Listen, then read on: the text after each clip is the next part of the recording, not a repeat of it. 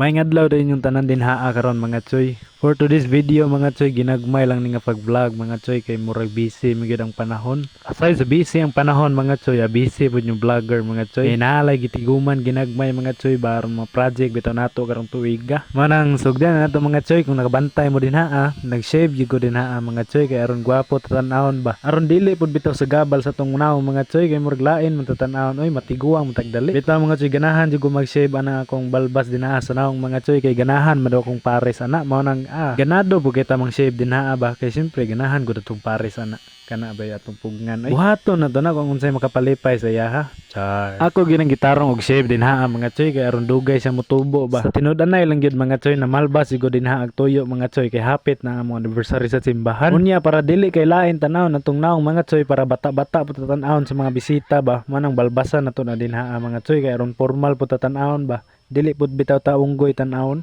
Tao gid ta ba tao. Tarungon gid nato nagbalbas din haa mga choy kay pag human nato balbas din haa mularga na madenta padung sa simbahan kay practice mugod namo karon. Timingan po niya ning panahon na mga choy nga niadto ang iyaan nako dito sa balay kay na daw siya tuyo ni mama. Mo nang nakisabay na lang ko nila paggawas mga choy.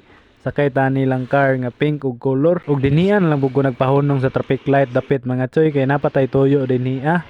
Tuyo na to dinhiya mga choy magpagupit ta kay aron presko ta tan-awon. Shout out digos manggupitay din ha mao gini suki na ko mga choy kay siya ra gyud nakahibalo sa kong gupit mao nang goods kay atong porma din ha. Pag human na mga choy wala na lang pud ko nag-video samtang gigupitan ko kay murag lisod bangid kayo. Manang pag human og gupit mga choy dili ginato kalimtan mubayad gid ta. Ni proceed na ko sa kong padulngan mga choy maong simbahan. Dili pud kay traffic ang traffic light dinhiya karon mga choy kay murag gamay-gamay ra pud ang motor. Tungod dili man traffic mga choy dali ra ko nakaabot sa simbahan. Pag abot na ko sa simbahan pakalot-kalot kintay sa ulo kay late naman.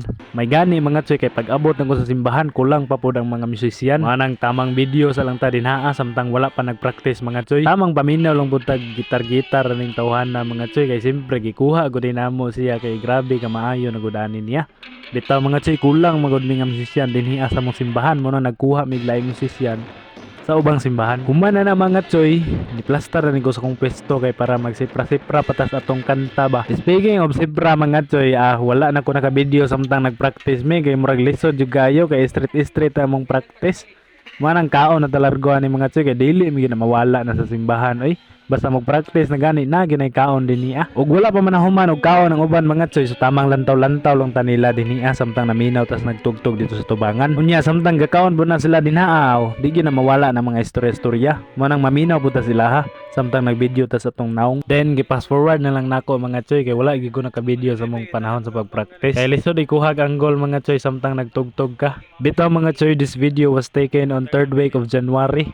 Karon pa lang nako na-upload mga choy kay medyo busy jud kay ko. Kay after ning mga panahon na mga choy daghan pa kay mig asikaso about sa simbahan. Dili na nako isa-isahon mga choy kung unsa mong giasikaso. Basta kay na busy lang ko. Pero sa karon mga choy paningkamutan gyud nato nga maka-upload gyud ta everyday. Manang salamat kasi ng suporta mga choy. Kita-kita na lang ta sa tong sunod nga video mga kachuyans.